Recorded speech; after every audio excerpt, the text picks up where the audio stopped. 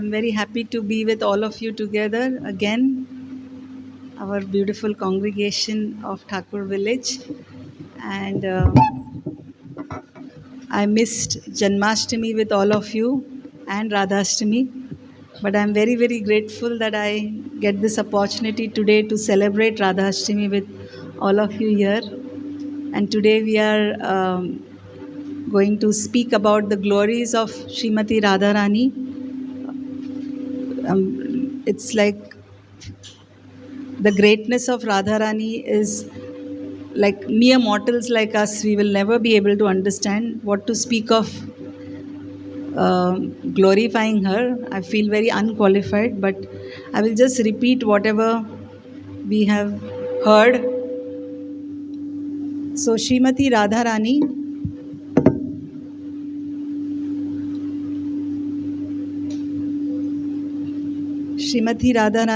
is the goddess of devotion. She is the source of all devotion. Whatever little devotion we think we have is actually coming only from Radharani. And this is only in our Vedic culture or in our Vedic tradition, we have this advantage of having even a female god, form of God. Because in the, I'll hold the mic. So in the all the Western religions or whatever religions of the law of the world, didn't we always have this concept that there is only a male God? Or in the Christianity also, the description of God, when you hear, you think it's some old man with a flowing white beard and who has a very, angry demeanor. That's what many people have told me. That we used to think that God is very angry person, because he says that if you do any sins, you will be suffering in hell forever. But that's not what our Vedic culture has taught us. So the Vedic scriptures have always spoken about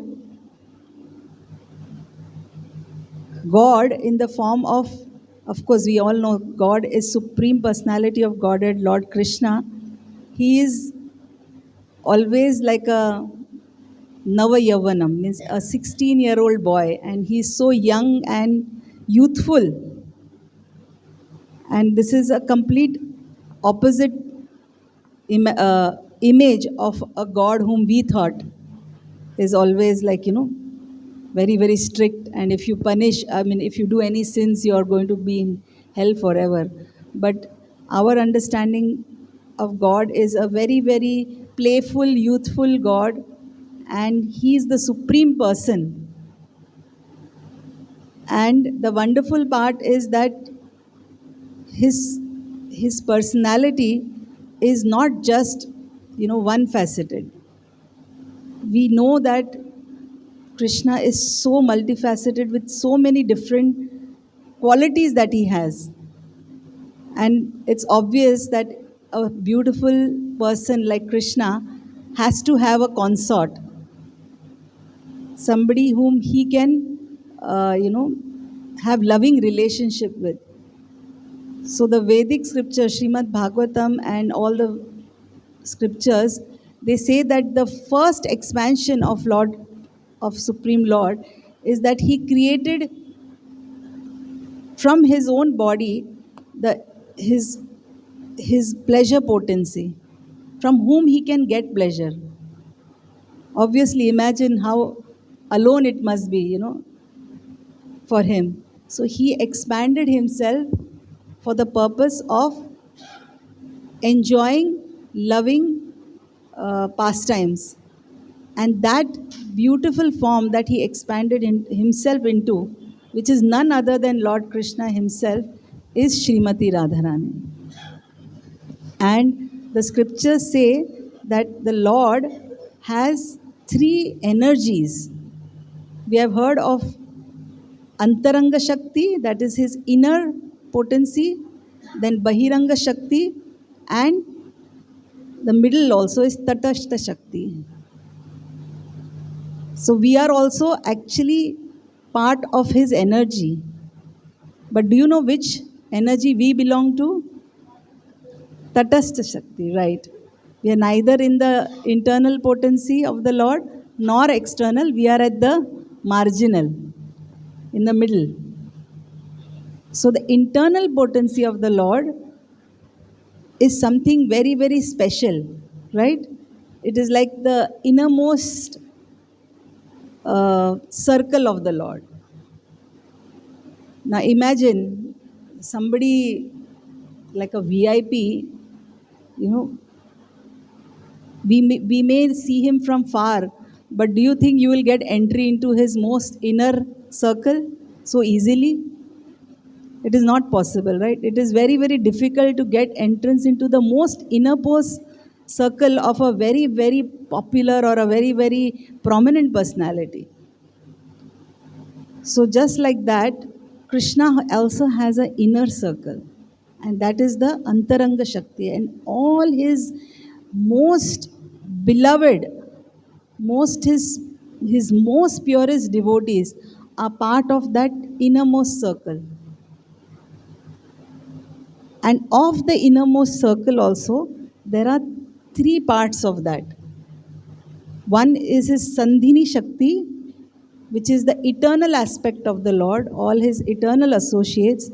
Samvit is the aspect of his knowledge, but there is a most important part, the third part of his most inner energies or Shakti is the Ladini potency.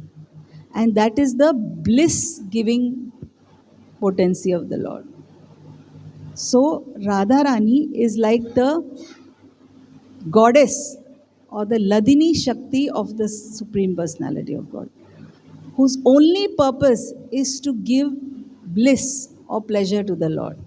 Her whole existence is just designed, or she is created from the Lord Himself, like she is like His own expansion, just for the purpose of giving the Lord happiness or bliss. So you can imagine, you know, Krishna's personality is so beautiful and so attractive. That's why he's named as Krishna, that he can attract the three worlds. I mean, we are not qualified to even describe. I mean, I don't know how to describe Krishna's beauty also, but it is said that he was so beautiful that um, I can't describe, but that even stones would melt. I mean, that's what I have seen in Vrindavan. There is a place where when Krishna was playing the flute, he was standing on a stone, and because of the beauty of his sound of his flute, or the ecstasy that was created by Krishna's presence, even the stone started melting, and his whole footprint was formed on that stone. So, I mean, such kind of um, attraction we cannot even imagine. But that's how much uh, beautiful Krishna is, that everything, every animate and inanimate thing in this world can get attracted to him, can get affected by his beauty. That's how, I mean, our only understanding of that is like, if you see some rock star or a pop star, you see all the people, like the whole crowd, as soon as he comes on stage, there is some kind of the impact. You can see the effect on all the people, the attraction that you can see their eyes of the fans, they become so big and they are all attracted and they're screaming and they're going towards. So it's just a mere human being can make can attract so much, just because they have one or two qualities. Maybe they sing good or they dance well, and everybody's attracted to such an extent that there's madness. People are fainting and falling. So you can understand that. So you multiply that millions and millions of time, that is the power of Krishna's beauty, and because he is complete in everything and he can attract anyone or anything, even animals. Now this pop star cannot attract animals. You think all the dogs will run towards him? They can't. He can't attract that much that even animals he can attract. But we have seen how, Lord Krishna, when he entered the forest, even the cows and all the birds and all the animals would run towards him and start licking his body. That's the attraction that Krishna had. So that's why his name is Madan Mohan. I mean, this word Madan Mohan means that everybody is attracted by love. But the God of love himself is attracted by Krishna, Madan Mohan. So he is so beautiful that he can attract the God of love himself. So Radharani is Madan Mohan Mohini. So she is so beautiful. Because she is the Ladini potency of the Lord, she is created with such beauty that she can even attract Lord Krishna. So you can imagine, now we went through this whole understanding of how beautiful Krishna is. So you can imagine how beautiful Radharani must be that she can attract Krishna. So this is the power of Radharani's personality, or um, her whole essence of her nature is to give love and give pleasure to Lord Krishna. And because she is the goddess of devotion, she is the giver of bhakti. So, whatever little devotion we think we are practicing is only because of the mercy of Radharani. Without her, we wouldn't be able to even know what is bhakti. So,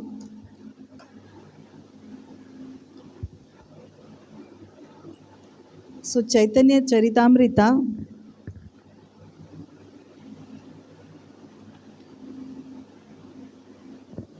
says these wonderful verses. I will just read in glorification of Radharani.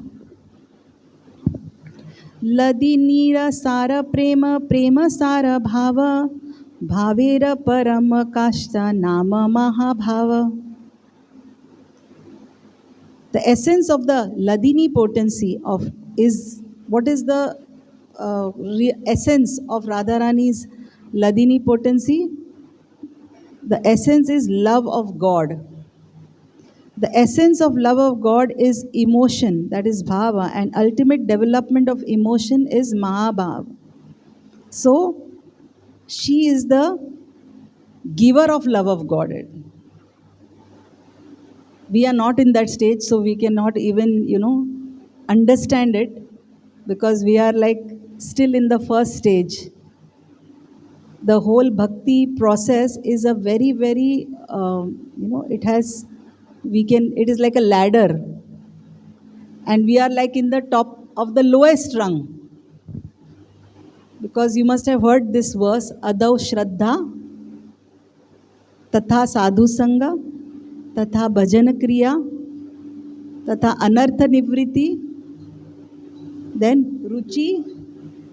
Ruchi, then Nishtha, then Bhava, and then Prema. Right? So these are the steps. So imagine it like to be like a ladder. We are at the lowest. We just have little faith. Right? We have little faith in the path of bhakti. So we are all coming together to practice bhakti together. We should not be under the illusion that we are great devotees. We are not great devotees. We are just having some faith. That's why we are practicing this path of bhakti. And so that we remain in this path of bhakti, we need sadhu sangha. So we should never think just because we are chanting for 30 years or 40 years or 50 years that we are become devotees. It's nothing to do. We are at the lowermost rung. We are just in, we have Shraddha, we have come in the association of devotees. We are very fortunate that we have this association of. And because we are in this association of devotees, because we are chanting the holy name, we will gradually get purified of all the anarthas. So now where we are and what we are talking about is prema, love of God. So this verse is talking about the essence of what Radharani is, and that is prema, the love of Godhead, unalloyed, pure love for Krishna. So only Radharani has reached that stage of Mahabhav. Beyond even Bhav is Mahabhav and prema. So none of us have even, we are not even qualified to even talk about it actually. महाभाव स्वरूप श्री राधा ठाकुरानी सर्वगुण खानी Krishna Kanta Shiromani. Shri Radha Thakurani is the embodiment of Mahabhav. She is the repository of all good qualities and the crest jewel among all the lovely consorts of Lord Krishna. So there are so many consorts, right? There are even Rukmini Devi and all his wonderful wives in Dwarka. There are 16,108. But the origin of all of these consorts of Lord Krishna is Radharani. Even Lakshmi Devi. Lakshmi Devi is the consort of Vishnu, Mahavishnu. So the source of all these goddesses, any goddesses that you can see in this material world, they are all coming from Radharani. Obviously, because she is like the first expansion of the Supreme Personality of Godhead, who was created because of his desire to have loving relationship with Krishna. She is God in the most highest position, as a female form of God. Krishna prema bhavita yanra chittendriya kaya Krishna nija shakti radha kridara sahaya. Her mind, her senses, and her body are all steeped in love for Krishna. She is Krishna's own energy and she helps him in his pastimes. So we should not think that, she is ordinary lady or a woman. She is completely spiritual. Her body, her mind, her senses are completely spiritual. So you cannot compare her with any other woman in this material world. Sometimes, because people really don't know, they start comparing Krishna and Radha as some, very in a very frivolous way. You know, people joke about Radharani.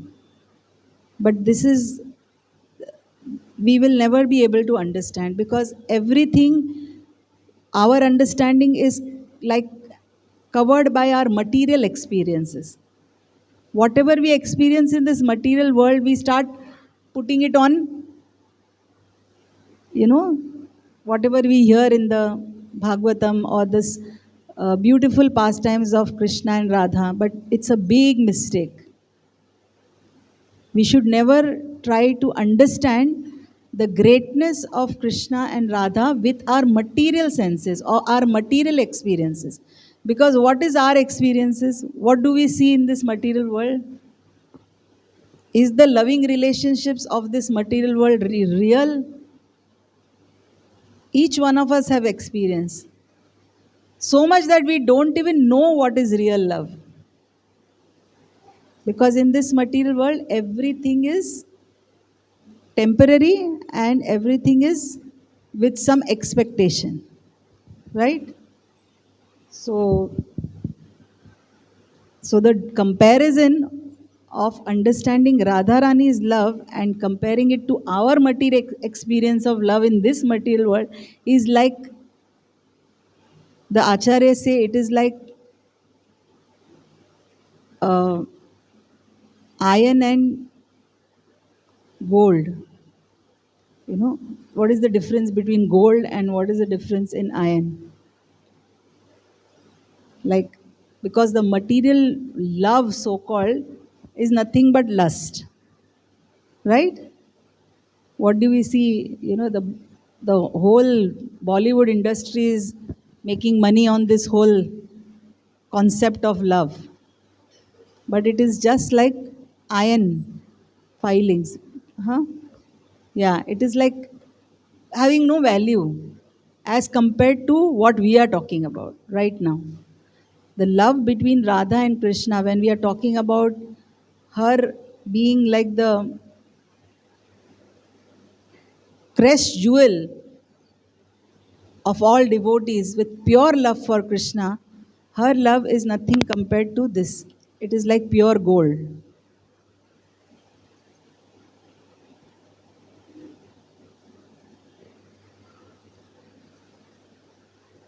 So she is the whole source of all the love in this material world and the spiritual world. It's coming directly from the spiritual world.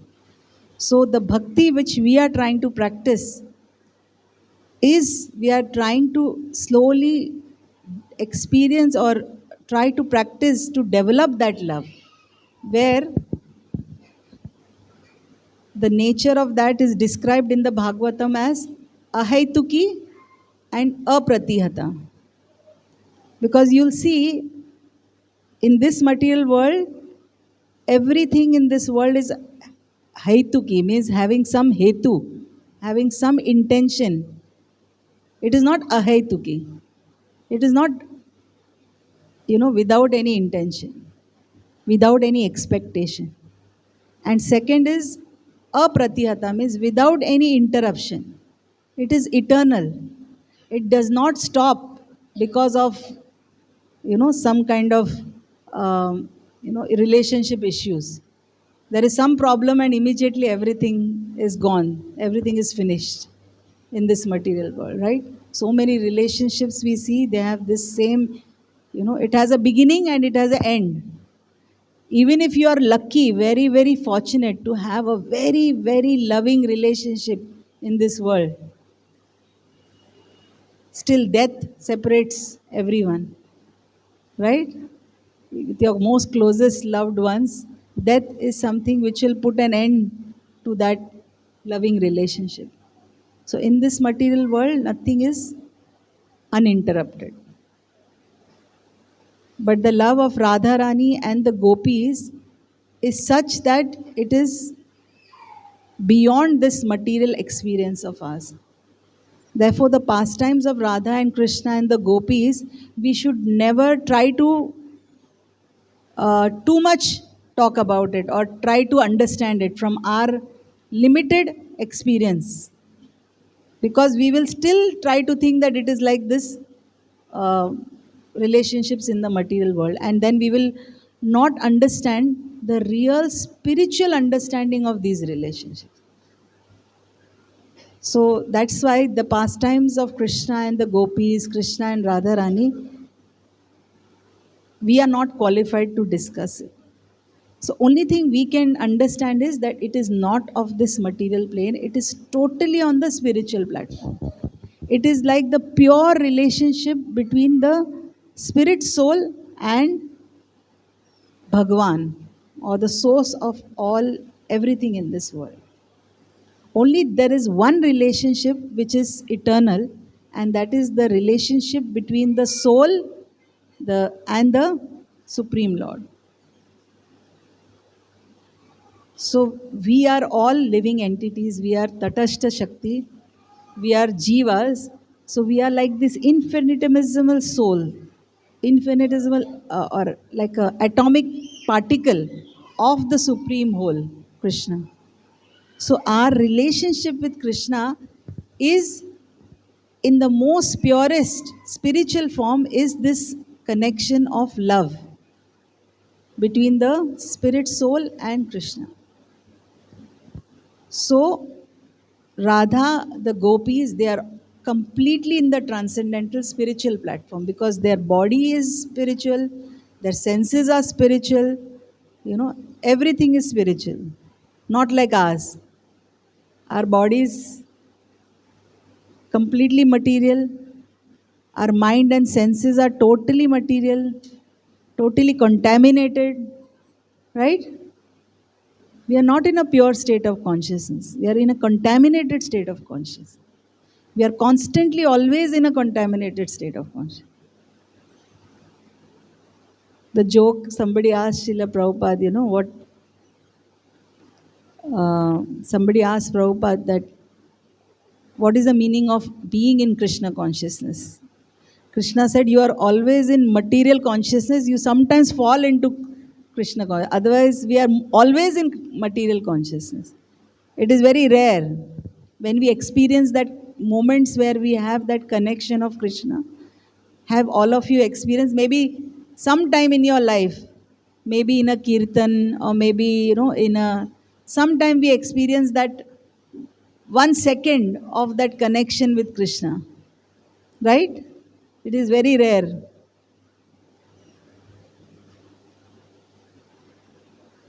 Mostly we are in a material consciousness. So imagine Radha and Srimati Radharani and the gopis who are always in this feeling of love for Krishna, genuine love for Krishna. They are experiencing it at every moment.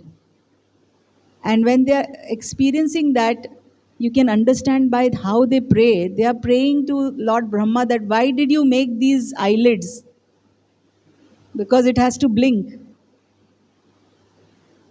They don't want to waste even that 1 split second when the eyes blink, because then they feel that they are being separated from seeing Krishna. So that is the level of their feeling, that they want to keep looking at Krishna because they are so attracted to Krishna and they are always in this consciousness of loving connection with Krishna. And for us, we are constantly in material consciousness, and to just focus our mind on Krishna, it takes so much effort. It's like as if we are covered with layers and layers and layers of some thick covering. So our souls are covered with so many layers.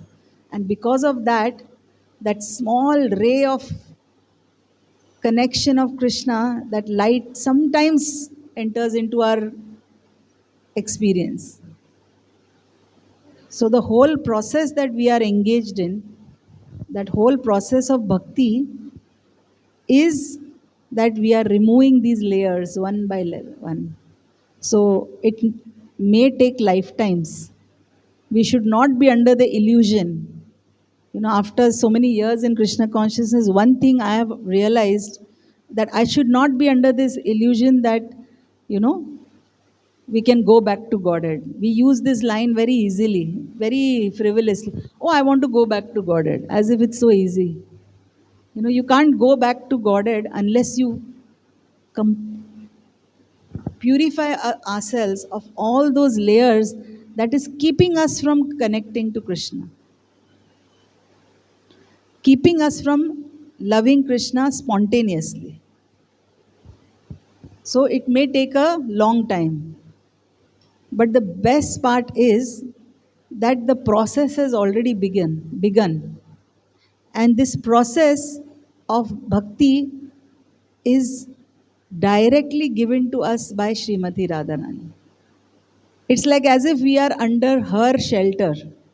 All those who are practicing bhakti. She is like our mentor. She is giving us that bhakti so that we can gradually develop that one drop of that love what she is experiencing. So isn't it such a blissful experience? Even the process is so wonderful. Forget about the end point. The end is something which is, will come for sure. One thing I can tell you is 100%. There is no doubt that we will ultimately reach that stage. Because that conviction Krishna is giving us in Bhagavad Gita. How? He's telling his own devotee Arjuna, he's telling, tell everyone. Name bhaktya pranashyati.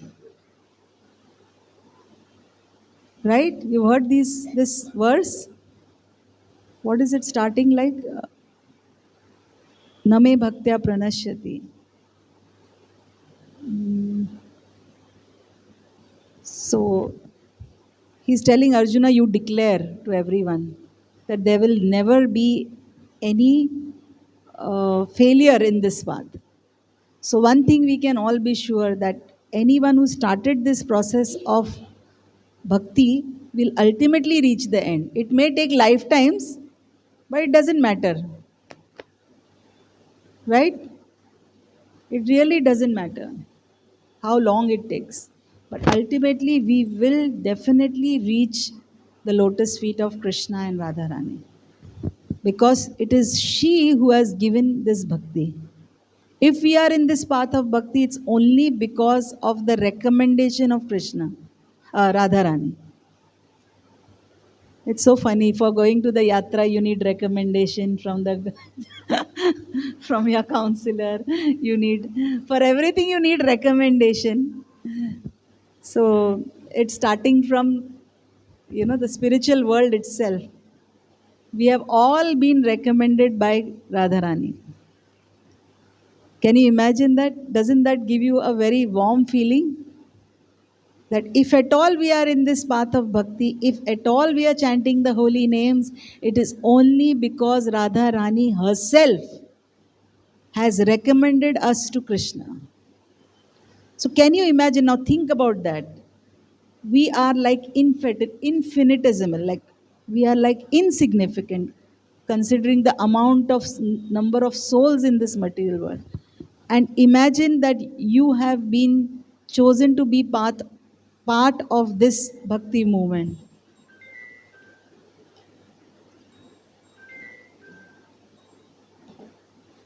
So if we have been chosen, it is only because of the recommendation of Radharani. Now, doesn't it make give you a thought that what must be the nature of Radharani to be able to recommend you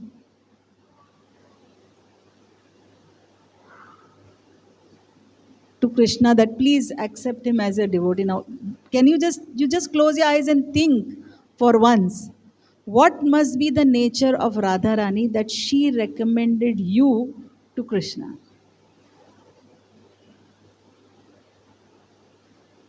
You understand the feeling, what it is? That she completely ignored all the bad things that we have, the insincerity that we have, or whatever. And she must have seen that one dot or one bit of desire that I want to practice bhakti towards Krishna. And she immediately magnified it and picked it. And she recommended to Krishna that look at this person, she or he is so sincere that please, I want to recommend him, please give your devotion to him. So you can imagine how great the quality of Radharani is. That she is able to overlook all your qualities, bad qualities, insincerities, and recommend you to Krishna. And not only that, the acharyas say that she recommends you you in what way? She says, this devotee is better than me. She is ready to share Krishna with so many of us. If she wants, she can completely dominate Krishna or keep Krishna only to herself. But she is ready to share Krishna with all of us. So that is the quality of Radharani. And why do you think Krishna is attracted to Radharani? It's because of this quality.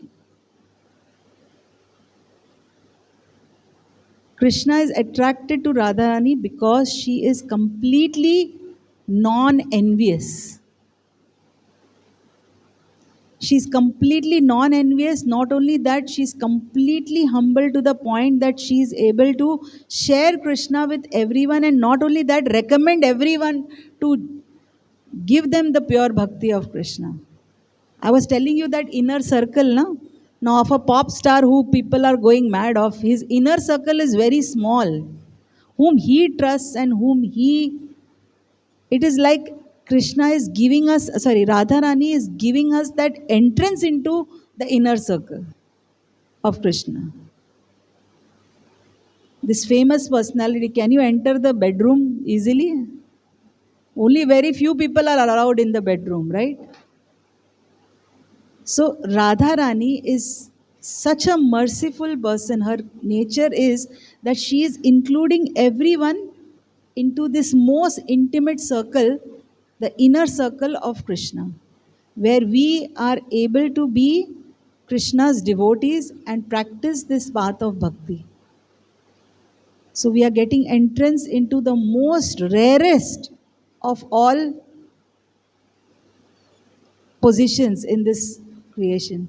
Because Krishna says in Bhagavad Gita, Manushyanam sahasreshu kaschid yatati siddhaye yatatam api siddhanam kaschin mam veti tattvataha. So this shloka, Krishna is very clearly saying that there are many, many spiritualists who are aiming to realize God. There are thousands and thousands of people. And of those, one may attain perfection. Only one may attain perfection. And among such people who are perfected beings, only one person, very few, will know me as I am in my own inner circle, intimately. Tattvataha. Only very few will be. So he gives bhakti very rarely. There are many other paths of realizing God. Right? You are aware of that? Many other paths. There is Jnana Yoga, there is Dhyana Yoga, then there is Karma Yoga, right? And then there is Bhakti Yoga. So there are many, many ways to realize God, and but Krishna says in Bhagavad Gita, Bhaktya mam abhijanati yavan yaschashmi tattvataha. Only a devotee can know me as I am, like in his own inner circle. And we will be able to enter into this path of devotion only by the mercy of Radharani. There is no other way, there is no other way, there is no other way. So the acharyas have actually given us this, like the key to enter into this most beautiful pastimes of Krishna, this most intimate circle. And how is that? Through the chanting of the holy names. We have this Hare Krishna Mahamantra, and the word Hare is none other than Radharani. So we first approach Radharani. We are first calling out to Radharani. Hare. She is the pleasure potency. She is the energy of the Lord. And she is Hara. And when you call out to Radharani, it is Hare. Just like Radha and Radhe. So like that, Hare is actually Radharani. So we are first calling out for her mercy, and then we are approaching Krishna. And only by her mercy we can get Krishna's devotion. Hare Krishna, Krishna Krishna, Hare Hare, Hare Ram, Ram Ram, Hare Hare. So the meaning of Hare Krishna Mahamantra is, O Radharani, O divine potency of the Lord, please engage me in the service of Lord Krishna and Lord Ram. Engage me in their devotional service. So we are begging Radharani for devotion or mercy. She is the giver of bhakti. So I would like to tell one beautiful story. This is like the most popular story about Radharani, and it is very, very relevant to all of us. So, and it also shows how merciful she is. So one day she was walking with her most closest gopis, Lalita and Vishakha, and as she was walking, they could hear the loud screaming and shouting of a jackal. And this poor jackal was, you know what's a jackal, right? Like a fox in the forest. Ah, CR, huh? So the jackal was trapped in this tree, in the hollow of a tree. And the children of the village were harassing the jackal. They trapped the jackal in that hollow of the tree, and they blocked the hole with all these dried twigs, and they were not allowing it to come out. They were throwing stones at the jackal, and really troubling him. And not only that, they were so cruel that they lit a fire on the hole, and he was trapped inside. Now imagine the jackal, there is fire outside the hole, and he cannot come out, and the smoke was filling inside, and he was like suffocating, literally suffocating. And the only thing he could think out was cry out, piteously. And he was suffering so much, so he was shouting and calling out, help, help. And Radharani, she heard this sound, and she was so merciful, and she said, in my village, I can't bear anyone to be suffering in this way. So immediately she told her best friend Lalita, please go and see what is happening, where is this sound coming from. And Lalita immediately, she's a tough person, so she saw that these children were torturing this jackal, and the jackal is almost suffocating and is about to die. She immediately drove away all the children. She removed the fire, put out the fire, and rescued. She put a hand inside the hole, deep down inside the hole, and she held on to that jackal and pulled him out of that hole, and saved him, and then took him. And the jackal was so relieved that he was saved from that most suffocating situation, that he fell at the feet. She took him to Radharani, and he fell at the feet of Radharani, and he begged for her mercy, and he said that, thank you for saving my life, I want to surrender my life to you. And Radharani was so merciful that she embraced that jackal and liberated him from this cycle of birth and death. So this story is very significant because the acharyas compare us to that jackal. We are stuck in this material world, and we are suffocating. We are suffering since time immemorial. It's like lifetimes and lifetimes we have been stuck in this material situation. And it's only by the mercy of Srimati Radharani, she sends her representative. So Lalita is none other than the spiritual master who protects us and puts his hand down and gives us his hand to pick us out of this suffering condition that we are in, and brings us to the lotus feet of Radharani. And it is out of her causeless mercy that she rescues and embraces and gives us the devotion to Lord Krishna, by which we can get out of this cycle of birth and death that we are stuck in. So that is the merciful quality of Radharani. This story is very popular in the Braj area. Why? Because for them, Radharani is more important than Krishna. For the Brajvasis, they always chant Radhe Radhe. because they know that it is only Radharani who will come down to our level, where we are, where we are suffering, and give us a hand and bring us up and give shelter. And it's only by Radharani's mercy that we can ever. So for them, Radharani is more important. So their devotion to Radharani is, their confidence in Radharani is much more than in Krishna. Because she is a giver of devotion, she is the goddess of devotion. So this is a very beautiful pastime.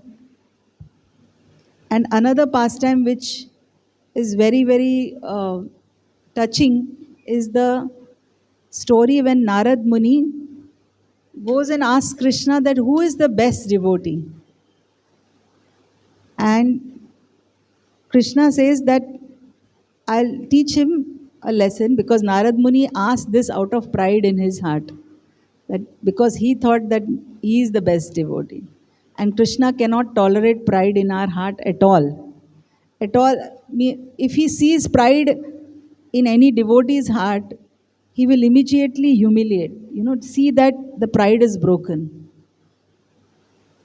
And we all have experienced that, right? How our ego gets hurt again and again. So actually we should be happy, because that's Krishna doing it. Every time that our ego is hurt or our pride is hurt, it's actually Krishna protecting us, because he wants us to remain in bhakti. So Krishna said, I'll teach him he tells Narad Muni, one day he starts acting as if he has a severe headache. And he goes and tells Narad Muni that I'm having a severe headache. Can you please relieve my headache? Narad Muni said, yes, yes, I am your great devotee. I am ready to massage your head. I can do anything you want. What do you want me to do? He says, no, I need medicine. So Narad Muni said, what is the medicine? I'll get it for you. So he said, the medicine is that I need the dust from the lotus feet. You have to remove all the dust from your lotus feet and put it on my head. And Narad Muni immediately just was so shocked. He said, how can I do this? You are my Swami, you are my master. How can I put the dust of my foot on your head? It's like putting your feet on his head. So he immediately backed off. He said that, no, I cannot. He said, but I need relief from my headache. So whatever you do, just go and ask everyone. Narad Muni realized that this is going to be difficult. So he went about asking everyone. And everyone was ready to help, but as soon as they heard that they have to give the dust, they got scared. Why? Because they will have to suffer in hell. They couldn't imagine how we can put the dust. Finally, he reached Vrindavan and he met the gopis. And the moment he told them that the only medicine is the dust, immediately they all sat together in a circle and started scraping their feet and just removing all the dust from their feet. And they started collecting every drop of it. Narad Muni was shocked that they didn't think even for a moment. So he went near them and said, I don't think you have thought it out that if you give this dust, it is the biggest insult to the Lord and you can suffer in hell. It's a aparad, And all of them said only one thing, that as a punishment for our aparad, if we have to suffer in hell for eternity, we are ready to experience that suffering eternally, even if it relieves Lord Krishna's headache for 1 second. So this was their simplicity, and this was the height of their love for Krishna, that they were ready to suffer themselves so that they can give relief to Krishna or give pleasure to Krishna for even 1 moment. So this is the nature of Radharani. She is like the foremost of all the gopis. And she has this quality in the most highest extent, that she is able to sacrifice everything for Krishna. So much that she is ready to even share Krishna with everyone. She does not feel that this Krishna is only my property or for my enjoyment. So we are from this great tradition or this path of bhakti or this lineage of bhakti which is coming from directly from Narad Muni. Brahma and then Narad Muni, and then this lineage is passing through Madhvacharya and then through Chaitanya Mahaprabhu. So it is known as Brahma Madhva Gaudiya Sampradaya. So we are coming from this bona fide sampradaya of bhakti. And Chaitanya Mahaprabhu is like the foremost acharya for us in this. In fact, in this Kali Yuga, he is the Yuga avatar.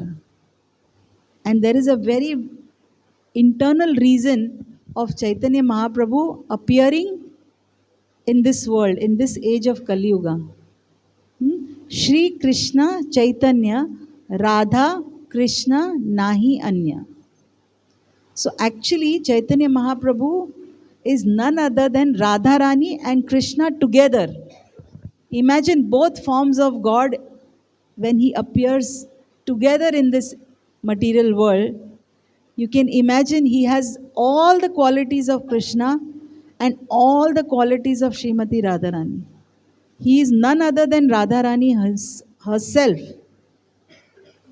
So, this is the secret behind the appearance of Lord Chaitanya. That's why he has a golden complexion, just like Radharani. We just chanted this verse, right? Tapta Kanchana Gaurangi Radhe Vrindavaneshwari Vrishabhanu Sute Devi Pranamami Hari Priye. So the first three words, Tapta Kanchana Gaurangi. This is the quality of Radharani. That she has the beautiful complexion of molten gold. What is molten gold complexion? Golden, shining like gold, you can imagine. So she is Gaurangi. Gaura means golden complexion. So same Chaitanya Mahaprabhu is Gauranga. So his body is molten gold complexion. So he's Krishna, he's the Supreme Lord, but he has appeared with a from outside in the form of Radharani, in the mood of Radharani. So that's why, what is the quality of Chaitanya Mahaprabhu? What is the most prominent quality of Chaitanya Mahaprabhu? He's very merciful. Yes. And Audarya. That's his mood. This word Audarya, we have to just understand what is this. If you just meditate on this word Audarya,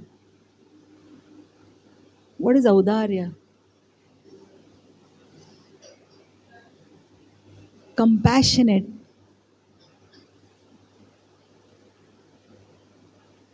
Such pure compassion. So that is the quality of Radharani.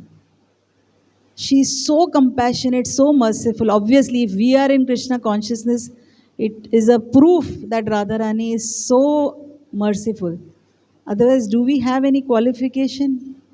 Do you think we have any qualification to be in this path which is going to give us entrance into the most intimate circle of Krishna?